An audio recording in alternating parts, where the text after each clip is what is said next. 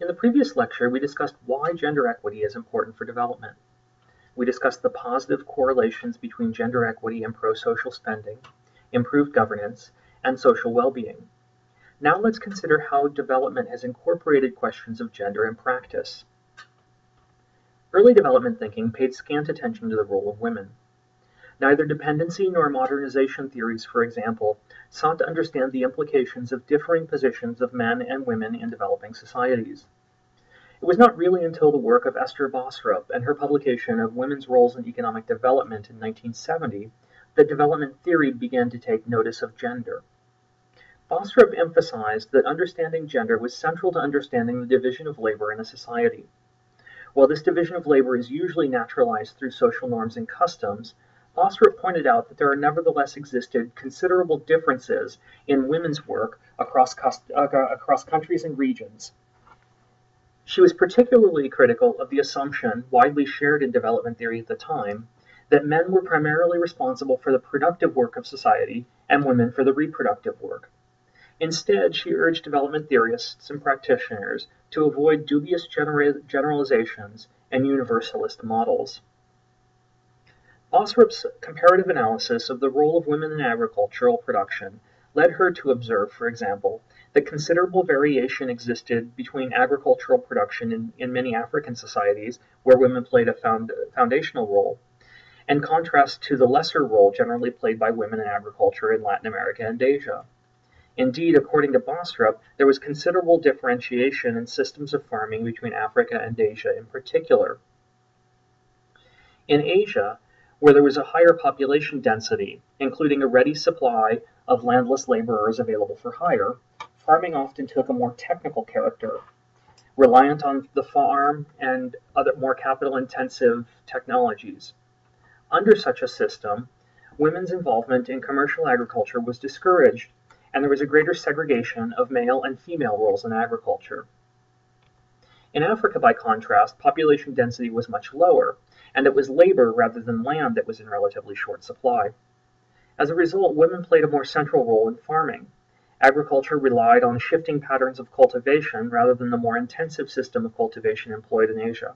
There was also less class differentiation. By the late 1970s, the critiques being leveled by Bosrup and early feminist development theorists were beginning to be addressed by the World Bank and other international development institutions in an approach known as Women in Development, or WID. WID contended that development needed to integrate existing social structures, and in particular to integrate women, into the development process if the project was to be successful. Specifically, WID asserted that while women had always been engaged in productive activities, development had tended to focus exclusively on male cash-earning activities. As a result, it had effectively ignored half of the economic activity taking place in any country. By 1980, the United Nations Development Program, the U.S. Agency for International Development, the World Bank, and other leading development agencies were promoting programs targeting improvement in women's education, employment, political participation, welfare, and so on, all under the WID label. But critics dismissed this as an add women and stir approach to development. Gender, they asserted, was generally added as an afterthought, a footnote, to the existing development programs. Further, the Women in Development approach tended to emphasize women's productive role rather than their reproductive roles. In doing so, it helped fuel the double burden faced by women. And more importantly, critics contended, WID also took existing social structures as a given and refused to consider how those structures might impact the status and position of women as a country developed. WID was also rooted in a market-based approach to development. USAID, for example, promoted projects intended to bring women into the formal economy, improving their access to employment, markets, and credit as a fundamental component of development. Dependency theorists, though, shot back that the system into which they were being integrated only served to further undermine the status of women and their position in society. According to development theorists Maria Mies and Vandana Shiva, unified under the Women and Development, or WAD approach, the capitalist system depended on the exploitation and inequality, and patriarchy was one of the avenues through which it operated. Patriarchy refers to the male-dominated system power structure organized through social and individual relations. Women and development theorists asserted that simply integrating women into an already unequal system would not help to reduce inequality.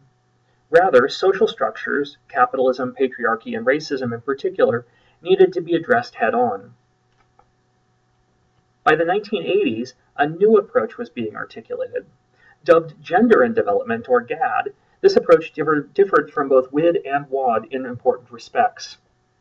First, it asserted that gender rather than sex should be the starting point for analysis. That is, GAD was not specifically considering women, but was rather focused on the way in which social roles, responsibilities, and expectations were assigned to both men and women. Second, GAD asserted a need to understand intra-household dynamics.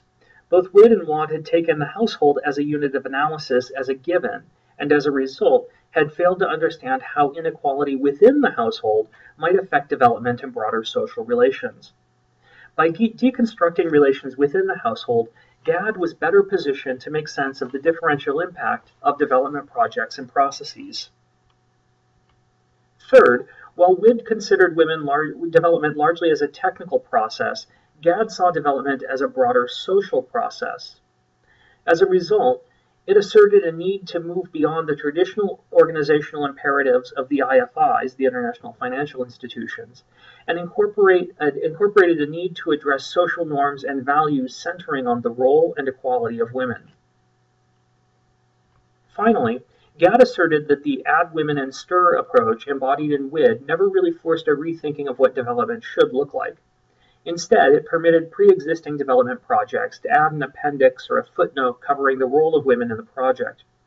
GAD, however, envisioned a more radical approach that involved not just adding women to development, but thinking about development more broadly. As a result, GAD was better positioned to make sense of the political, cultural, religious, and other social factors that might affect development. We see these differences play out in the context of the missing women first noted by economist Amartya Sen. Globally, women have historically comprised a slight majority of the world's population. This is because girls tend to have higher survival rates than males, given the same amount of nutrition and medical attention, and because women generally have a slightly longer life expectancy than men.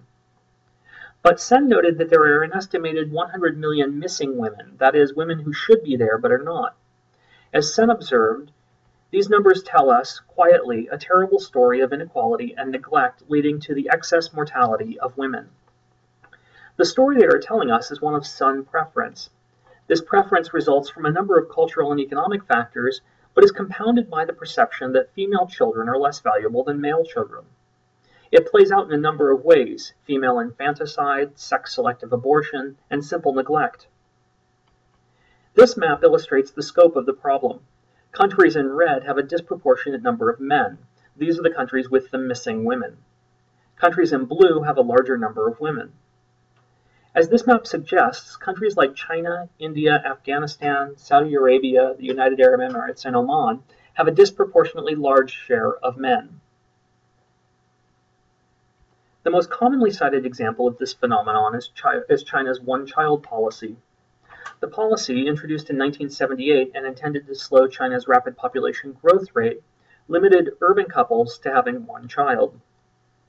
But the policy was accompanied, particularly since the 1980s, by a sharp increase in sex-selective abortions, despite their illegality, and an increase in the female infant mortality rate as families seek to ensure that they have a boy. As a result, the sex ratio at birth in China has increased from around 106 boys per 100 girls, in line with global averages, in 1978, to 120 boys per 100 girls by 2010. Even without the one-child policy, India faces a similar phenomenon. There, female-to-male ratio has fallen consistently since the 1960s, as this graph shows. Many observers believe that the declining number of female children was driven, at least in part, by the practice of dowry.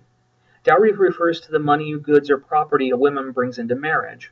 While dowry was outlawed in India in 1961, it nevertheless remains a common practice. Indeed, dowries in recent decades have increased, leading to a sharp increase in the number of dowry killings, which sometimes occur when a husband or his family is unhappy with the dowry offered by a bride. Let's watch this BBC documentary on India's missing girls and learn more about the problem there.